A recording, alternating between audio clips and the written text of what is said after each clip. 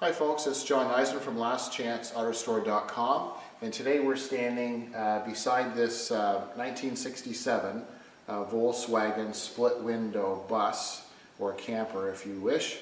And basically it's just an update in terms of what we've done to change or enhance this 67.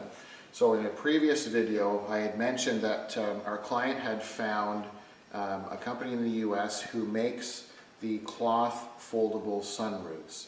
So basically what we've done is we've purchased the kit, we've assembled and dry fitted the kit, we marked the roof, and we cut the roof out. So it was a little bit nerve-wracking because it started off as a very, very nice van. There was a heavy amount of surface rust and a lot of pitting in the steel, but the roof was in decent shape. So basically we've made a lot of progress on it. So I just want to share with you the location of the roof. It's been cut out and marked, we've installed the frame and so on. So aesthetically, what I'd like to point out when you're sitting back here, instead of having the sliding doors, it has the barn style doors, which is quite rare in 1967. I think you can see part of it. The actual roof opening, it starts here, which is almost exactly even with the openings of the door here. And then you notice the same thing on the other side. It comes down and meets this section. So this aesthetically, we had to make sure that we had it in the right location appearance-wise. So as we open this up, we'll just swing these doors open. And now if you take a look at the top part of the roof, it doesn't look like much, but I'll just be able to get in here. So it doesn't look like much in the video now that it's all cut out and we've done so much body work on this roof. But essentially there's two main support rails in this bus. So the one ring comes around this side, and then the other ring is around here. So it's very important that we retain these main structural supports for this bus. It's also important aesthetically that it looks correct, but then it's very usable in terms of opening and closing the roof. So I don't know if the camera can pick it up, but there are numerous holes that had to be measured, marked, and drilled for this aluminum frame that has to be bolted down and clamped into place. So there were several measurements that were taken because you had to make sure that it was square, and then we were able to cut this whole thing out. We smoothed all the edges, and then we drilled all of the holes necessary, and then we bolted the frame in place. We dry fitted it on. After we had it dry fitted on, we removed it, and then we began all the body work. So there's been a substantial amount of work done to the roof. It had about 6 or 7 coats of old previous paint. When that was stripped down to bare metal, it exposed lots of heavy pitting, and you can see now it's quite dusty here, but there were several sections that needed to be block sanded and smoothed with various dents.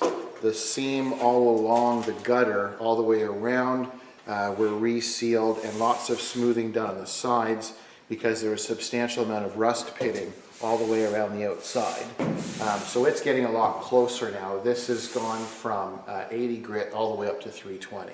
So we're really close to having this ready for paint on the outside.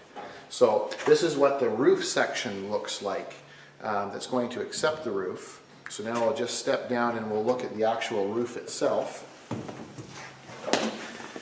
So here is the inside, and as I mentioned, I was going to come to the other side of the van, or to the bus, and you can see, as I mentioned, this main support rail is basically, if you imagine a full ring, it goes all the way around the bus, and that acts as a very important piece of structural rigidity between the side walls and the roof.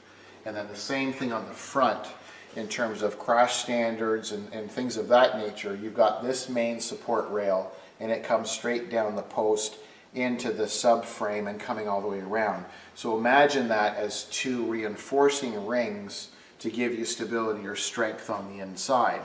So you can see how square everything is and how clean that all is. So our next step on this interior, we're going to be sanding that. We're going to apply a 2-part epoxy to seal any rust or so on that wants to try and get through, and then we'll be applying a primer and then a paint on the inside.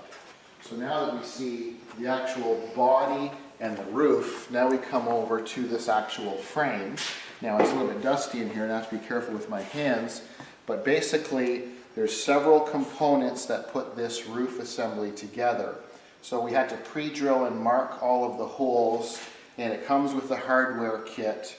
So basically we took the whole aluminum frame kit, we pre-assembled it, we marked it and drilled it and clamped it onto the roof without the material. And then what we did is we disassembled everything, then we set it down, and this is the inside or the underside of the actual roof. So there's two tie-down clamps, one here and one here, and then you have the handle or lockable lever that latches and unlatches to slide it. Now it needs the support of the roof to easily slide it open and close, which I'm not going to be able to do here on the table, but you can see the aluminum hardware has all been set.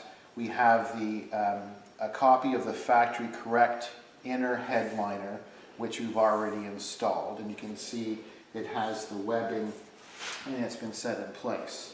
And then what I'll do is I'll just flip this over so you can see the material side of the roof. Just flip this over. And there's the other side. So basically when it's on that, it's going to be clamped on the roof. So once that's in place, this is a cloth, it's not a vinyl. So this cloth is a really nice material. You can see it has the reinforcement ribs for strength, and it's going to resist flapping in the wind. And then they have the factory sewing seams down both sides. So I think the camera, if it comes around, it can show the material. So this is a color that our client has picked or chosen out of several colors that are available. Once this is bolted down, you can see there's a couple of little wrinkles here.